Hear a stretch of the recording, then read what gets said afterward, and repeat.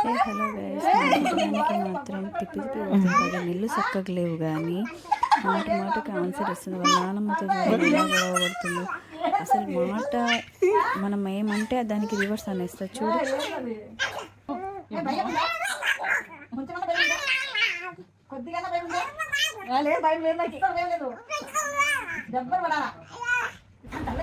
మాటలు ఇంకా చక్కగా రావు కానీ వాళ్ళ నాన్నమ్మకి పోటీగా అరుస్తుంది అసలు తగ్గకుండా.